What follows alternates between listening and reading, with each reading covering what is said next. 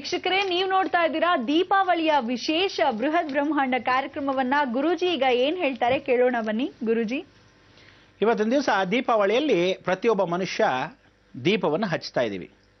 ನೀವೆಲ್ಲ ಈ ದೀಪವನ್ನು ಹಚ್ಚುವಾಗ ದಯವಿಟ್ಟು ಯಾವ ಕಾಲಕ್ಕೂ ದೀಪಾವಳಿ ಅಂತ ಪಟಾಕಿಗಳನ್ನು ಹೊಡಿಬೇಡಿ. ಜೀವನ ಪರ್ಯಂತ ಏನಾದರೂ ಪಟಾಕಿ ಹೊಡೆಯೋದಾಗಿದ್ರೆ ನೀವು ನಿಮ್ಮ ಮನೆಯ ಪೂರ್ತಿ ಬೆಂಕಿಯನ್ನು ಹಚ್ಕೊಂಡ ಹಾಗೆ. ಅದಕ್ಕೋಸ್ಕರ ಯಾವ ಕಾಲಕ್ಕೂ ಪಟಾಕಿ ಹೊಡಿ ಅಂತ ಯಾವ ಶಾಸ್ತ್ರದಲ್ಲೂ ಹೇಳಿಲ್ಲ. ಆ ಕಾಲದಲ್ಲಿ ಏನು ಹೇಳೋರು, ಈ ಪಟಾಕಿ ಹಬ್ಬವನ್ನ ಯಾಚಕ್ಕೆ ಅಂತ ಹಚ್ತಾ ಇದ್ರು ಅಂದ್ರೆ ನರಕಾಸುರನ ವಧವನ್ನ ಮಾಡಿರೋ ಹಾಗೆ. ನರಕಾಸುರನ ವಧ ಮಾಡಿದಾಗ ಎಲ್ಲವೂ ದೀಪ ಬೆಂಕಿಯ ಮುಖಾಂತರವಾಗಿ ಯುದ್ಧ ಆಯಿತು.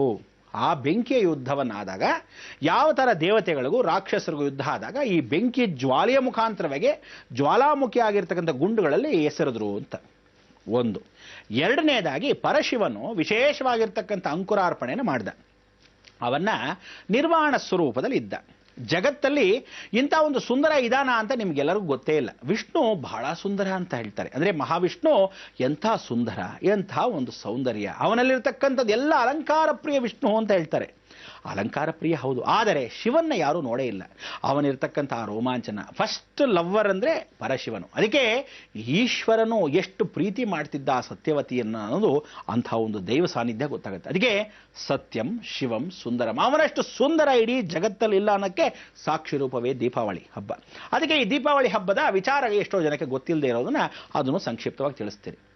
ಇಂಥ ಒಂದು ದೀಪಾವಳಿಯಲ್ಲಿ ಪರಮೇಶ್ವರನು ಏನು ಅಂದ್ರೆ ಆ ಕಾಲದಲ್ಲಿ ನಾವೇನು ಹೇಳ್ತೀವಿ, ಈ ಜ್ಯೋತಿರ್ಮಯವಾಗಿರ್ತಕ್ಕಂಥ ಬೆಂಕಿಯ ಜ್ವಾಲೆ ಕಾಲಚಕ್ರವನ್ನು ತಿರುಗ್ತಾ ಇದೆ ಅಂದಾಗ ಹೇಗೆ ಅನ್ನೋದು ಇದಕ್ಕೆ ಗೊತ್ತಾಗಬೇಕು. ಭರತರಾಕ್ಷಸ ಆಗಿರ್ತಕ್ಕಂಥವನು ಇವನ ಜೊತೆ ಸೇನಿಕಾಧಿಪತಿ. ಅವನ ಒಂದು ಭೂತಗಣಗಳು ಭರತ ಅಂತಕ್ಕಂಥವನು. ಅವನ ಜೊತೆ ಇವನು ಹೋಗ್ತಾನೆ. ಇವನ ಹೆಸರು ನಿರ್ವಾಣ ಸ್ವರೂಪದಲ್ಲಿರೋದ್ರಿಂದ ಪಿಚ್ಚಾಂಡಿ. ಏನು ಹೇಳಿ, ಪಿಚ್ಚಾಂಡಿ. ಇವನೇನು ಮಾಡ್ತಾನೆ, ಕೋಪೀನವಾಗಿ ಧರಿಸಿರ್ತಕ್ಕಂಥದ್ದು ಹಾವಿನ ಸ್ವರೂಪ. ತದನಂತರ ಕಂಠವಾಗಿರ್ತಕ್ಕಂಥದ್ದು ಹಾವಿನ ಆಭರಣಗಳು. ತದನಂತರ ಕೈಯಲ್ಲಿ ಕಮಂಡಲ, ಅವನ ಕೈಯಲ್ಲಿ ಒಂದು ಜಿಂಕೆ. ಆ ಜಿಂಕೆಗೆ ಕೊಡ್ತಾ ಇರತಕ್ಕಂಥ ಹುಲ್ಲು ಎಲ್ಲವನ್ನು ತಗೊಂಡು ಹೋಗ್ತಾ ಇರ್ತಾನೆ. ಡಮರುಗವನ್ನ ಸಾಗ್ತಾನೆ, ಅಗ್ನಿ ಜ್ವಾಲೆಯನ್ನು ಹಿಡಿದಿರ್ತಾನೆ. ಇವನು ಹೀಗೆ ಹೋಗ್ತಾ ಇದ್ದಾಗ ಭಿಕ್ಷೆಯನ್ನ ಬೇಡಬೇಕಾದ್ರೆ ಭಿಕ್ಷಾಂದೇಹಿ ಚ ಪಾರ್ವತಿ ಮಾತಾನ್ನ ಪಾರ್ವತೀ ದೇವಿ ಪಿತಾ ದೇವೋ ಮಹೇಶ್ವರ ಬಾಂಧವ ಸ್ವದೇಶ ಭುವನತ್ರಯಂ, ಭುವನವನ್ನಾಡಿಸ್ತಕ್ಕಂಥವನು. ಇಂಥ ಒಂದು ಸುಂದರ ನಡ್ಕೊಂಡು ಹೋಗ್ತಾ ಇದ್ದಾಗ ಋಷಿ ಮುನಿಗಳ ಹೆಂಡತಿ ನೋಡಿ ಏನು ಮೋಹಗೊಳ್ತಾರೆ ಅಂದ್ರೆ ಪಾತಿವ್ರತ ಧರ್ಮ ಭಂಗವಾಯಿತು. ಆಗ ಋಷಿಗಳಿಗೆಲ್ಲ ಕೋಪ ಬಂತು. ಈ ಒಂದು ವೈರಾಗ್ಯ ಆಗಿರ್ತಕ್ಕಂಥ ಪರಮೇಶ್ವರನ ವಿಶೇಷ ರೂಪವನ್ನ ನೋಡಿ ನನ್ನ ಹೆಂಡತೀರೆಲ್ಲ ಮೋಹಮಾಯಕ್ಕೆ ಸಿಲುಕಿ ಅವನಿಂದ ಹೊಟ್ಟೋಗ್ತಾ ಇದ್ದಾರೆ. ಏನಾದರೂ ಮಾಡಬೇಕು ಅಂತ ಮಹಾಯುದ್ಧವಾಗತ್ತೆ ಪರಶಿವನಿಗೋಸ್ಕರ. ಅದಕ್ಕೆ ಆ ಪರಶಿವನ ಆ ಭಾಗದಲ್ಲಿದ್ದಾಗ ಅವನ ಮೇಲೆ ಬೆಂಕಿಯ ಚೆಂಡನ್ನು ಹೆಂಡಿಸ್ತಾರೆ. ಅವರಿಗೆ ಗೊತ್ತಿಲ್ಲ ಅವರೇ ಆಧಾರವಾಗಿರ್ತಕ್ಕಂಥ ಆರಾಧ್ಯ ದೈವನಾಗಿರ್ತಕ್ಕಂಥ ಪರಮೇಶ್ವರನ ಮೇಲೆ ಬಿಸಾಕ್ತಾ ಇದ್ದಾರೆ ಅಂತ. ಆಗ ಅವನೇನ್ ಮಾಡ್ತಾನೆ, ಹೀಗೆ ಕಾಲಚಕ್ರವನ್ನು ಹೀಗೆ ತಿರುಗಿಸ್ತಾನೆ. ಆ ತಿರುಗಿರೋ ಕಾಲಚಕ್ರದಲ್ಲಿ ಆ ಜ್ವಾಲೆ 24 ಜ್ವಾಲೆಗಳು, ಇನ್ನೇನು ಅಲ್ಲ 24 ಋಷಿಗಳು. ಆ 24 ಋಷಿಗಳ ಎಸೆದ ಜ್ವಾಲೆಗಳೇ 24 ಸಂಕೇತವಾಗಿ 24 ಅವರ್ಸ್ ಅಂತ ಆಯಿತು. ಅವನ ಹಿಂದೆ ಸುತ್ತುತ್ತಾ ಇರುತ್ತೆ, ಪ್ರಜ್ವಲಿಸ್ತಾ ಇರುತ್ತೆ.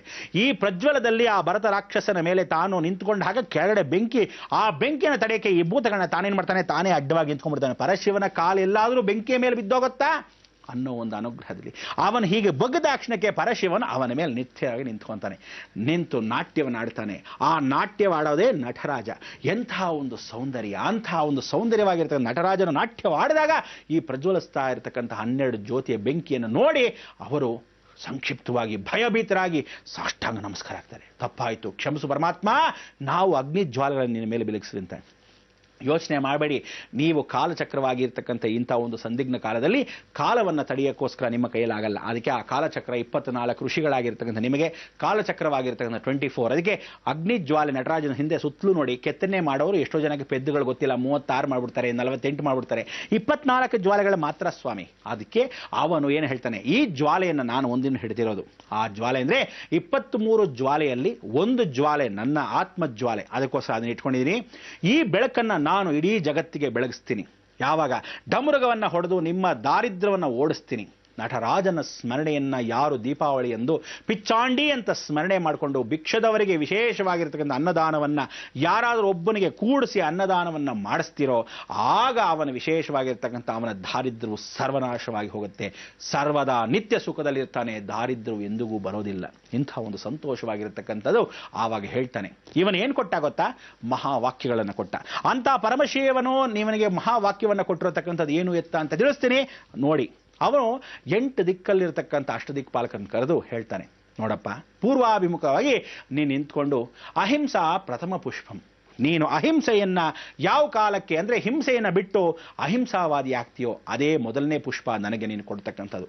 ಅದಕ್ಕೆ ಅಂಥ ಒಂದು ಮಹಾಪುಷ್ಪವಾಗಿರ್ತಕ್ಕಂಥದ್ದು ಅಹಿಂಸಾ ಪ್ರಥಮ ಪುಷ್ಪಂ, ಮೊದಲನೇ ಪುಷ್ಪ. ಇಂದ್ರಿಯ ದಯಾ ಪುಷ್ಪಂ, ಇಂದ್ರಿಯಗಳು ನಿನ್ನ ಕೇಂದ್ರ ಇಂದ್ರಿಯಗಳೆಲ್ಲ ಸೇರಿಸಿ ಪರಿಪೂರ್ಣವಾಗಿ ಸರ್ವದಾ ದೇವತಾ ಅನುಗ್ರಹದಲ್ಲಿದ್ದಾಗ 2ನೇ ಪುಷ್ಪ. ಅಂಥ ಒಂದು ಪುಷ್ಪ ಮಾಲಿಕ ನೀನು ಒಪ್ಪಿಸು ಅಂತ ಹೇಳಿ ಅಗ್ನಿದೇವನಿಗೆ ಕೊಟ್ಟ. ಅಂಥ ಒಂದು ಅಗ್ನಿ ಸ್ವರೂಪದಲ್ಲಿ ಚಂದ್ರಮುಖದಲ್ಲಿ ಕೊಟ್ಟರು. ಅದಕ್ಕೆ ಹೆಣ್ಣು ಮಕ್ಕಳು ಹೂವು ಇಲ್ಲದೆ ಯಾವ ಕಾಲಕ್ಕೂ ಹೋಗಬಾರ್ದು. ಹೆಣ್ಣು ಮಕ್ಕಳು ಸರ್ವದಾ ಹೂವನ್ನು ಇಟ್ಕೋಬೇಕು. ಯಾವ ಹೆಣ್ಣು ಹೂವು ತಲೆಗೆ ಇಟ್ಕೊಳ್ಳಿಲ್ವೋ ಅಂಥ ಕಾರಣಕ್ಕೆ ಇಡೀ ಜಗತ್ತಲ್ಲಿ ಅವಳು ಯಾವ ಕಾಲಕ್ಕೂ ಅಲಮಾರಿ. ಅವಳಿಗಿರ್ತಕ್ಕಂಥ ಕೆಟ್ಟ ಗುಣ ವಾಕ್ಯ ಪರಿಪರ್ತನೆ, ಅದಕ್ಕೆ ಸರಿಪಡಿಸಬೇಕು. 3ನೇದಾಗಿ ಸರ್ವಭೂತ ದಯಾ ಪುಷ್ಪಂ, ಸರ್ವಭೂತೇಂದ್ರಿಯಗಳಾಗಿರ್ತಕ್ಕಂಥ ದಯೆ ಬೇಕು. ಪ್ರತಿಯೊಬ್ಬ ಮನುಷ್ಯ ಭೂತಗಣಗಳಾಗಿರ್ತಕ್ಕಂಥ ನೀವುಗಳು ಆ ದಯೆ ಬೇಕು. ಪ್ರತಿಯೊಬ್ಬರ ಮೇಲೂ ಒಂದು ದಯ ದಾಕ್ಷಿಣ್ಯ ತೋರಿಸ್ಬೇಕು. ದಯೆ ಇಲ್ಲದೆ ಇದ್ರೆ ಪ್ರಯೋಜನವಿಲ್ಲ. ಅಯ್ಯೋ ಅನ್ನಬೇಕು. ಆದರೆ ಅಯ್ಯೋ ಅನ್ನೋದು ಯಾವಾಗ? ಬೇಕಾದವ್ರಿಗೆ ಮಾತ್ರ. ಎಲ್ಲರಿಗೂ ಅಯ್ಯೋ ಅಂದ್ರೆ ಕಲಿಯುಗದಲ್ಲಿ ಏನಾಗುತ್ತೆ? ಮಹಾಪಾಪವಾಗುತ್ತೆ. ಅದಕ್ಕೋಸ್ಕರ ದಯೆಯನ್ನು ತೋರಿಸ್ತಕ್ಕಂಥದ್ದು 3ನೇ. ಅದಕ್ಕೆ ಸರ್ವಭೂತ ದಯಾ ಪುಷ್ಪಂ 3ನೇ ಪುಷ್ಪ ಮಾಲಿಕ. ಅದನ್ನು ಯಾರಿಗೆ ಕೊಟ್ಟ? ಸಾಕ್ಷಾತ್ ಯಮಧರ್ಮರಾಜನಿಗೆ ಕೊಟ್ಟ. ದಕ್ಷಿಣಾಭಿಮುಖವಾಗಿರ್ತಕ್ಕಂಥ ವಿಚಾರ. ತದನಂತರ 4ನೇ ಭಾಗಕ್ಕೆ ಬಂದ. ಸತ್ಯ ಪುಷ್ಪಂ ವಿಶಿಷ್ಟ, ಸತ್ಯವನ್ನ ಎಷ್ಟು ಸರಿ ನುಡಿತೀಯೋ ಅಷ್ಟು ವಿಶೇಷವಾಗಿರ್ತಕ್ಕಂಥ ಜಗತ್ತಲ್ಲಿ ಸಿಗಲ್ಲ. ಸುಳ್ಳನ್ನ ಬಿಟ್ಟು ಸತ್ಯವನ್ನೇ ಆಡಿ, ಅದೆಷ್ಟೇ ಆಗಲಿ ಸುಳ್ಳನ್ನ ಪೋಣಿಸ್ಕೊಂಡು ಒಂದು ಸುಳ್ಳಿಗೆ ಇನ್ನೊಂದು ಸುಳ್ಳು, ಮತ್ತೊಂದು ಸುಳ್ಳಿಗೆ ಮತ್ತೊಂದು ಸುಳ್ಳು. ಸಮಯೋಚಿತ ಬುದ್ಧಿ ಕಲಿಯುಗದಲ್ಲಿ ಏನು ಅಂದ್ರೆ ಸ್ವಲ್ಪನಾದರೂ ಸುಳ್ಳು ಹೇಳಲೇಬೇಕು. ಯಾಕಂದ್ರೆ ನಾವು ಸಹ ಆ ಮಾಯೆಗೆ ಸಿಲುಕಿ ಹೋಗಿದ್ದೀವಿ. ಅದಕ್ಕೆ ಮಧ್ಯದಲ್ಲಿ ಯಾವತ್ತಾದ್ರೂ ಸುಳ್ಳು ಅಂದ್ರೆ ವಿಚಾರದಲ್ಲಿ ಸುಳ್ಳು ಹೇಳಬಾರ್ದು. ಆದರೆ ವಿಚಾರದಲ್ಲಿಗಿಂತ ಒಬ್ಬನ ಕಾಪಾಡಕ್ಕೆ ಸುಳ್ಳು ಹೇಳಕ್ಕೆ ತಪ್ಪಿಲ್ಲ. ಅದಕ್ಕೆ ತಾಯಿಯಾದವಳು ತಂದೆಗೆ ಗೊತ್ತಿಲ್ಲದೆ ಮಗು ಊಟ ಮಾಡಿಸ್ತಾ ಇದ್ದಾಗ ಒಂದು ಸುಳ್ಳನ್ನು ಹೇಳ್ತಾಳೆ. ಅವ್ರು ಬೈದು ಕಳಿಸ್ಬಿಟ್ಟಿರ್ತಾರೆ, ಅವನು ಊಟ ಹಾಕ್ಬೇಡ ಅಂತ. ಇಲ್ಲ ರೀ ಹೇಳಿಲ್ಲ ಅಂತ ಹೇಳಿ, ಹೇಳ್ಬೇಡ್ವು ಅಂತ ಒಂದು ಸುಳ್ಳನ್ನು ಹೇಳಿ ಮಗು ಊಟ ಮಾಡಿಸ್ತಾರೆ. ಮಗು ಊಟ ಮಾಡ್ತಾ ಅಂತ ತಂದೆ ಮತ್ತೆ ಕೇಳಿದಾಗ ಇಲ್ಲ ಅಂತ ಹೇಳಿರ್ತಾಳೆ. ಆದರೆ ತಂದೆಗೂ ಅದೇ ಪ್ರೀತಿ ಇರುತ್ತೆ. ಅಯ್ಯೋ ಪಾಪ ಹೊಡೆದು ಬಿಟ್ನೆ ಅನ್ನೋ ಮನೋಭಾವ. ಅದಕ್ಕೆ ಅಂಥ ಒಂದು ವಿಶೇಷವಾಗಿರ್ತಕ್ಕಂಥ ಸತ್ಯವನ್ನ ಯಾವತ್ತೋ ಹೇಳೋ ಬದಲು ಇವತ್ತೇ ಹೇಳಿ ಅದನ್ನು ಪರಿವರ್ತನೆ ಮಾಡ್ಕೊಳ್ಳಿ.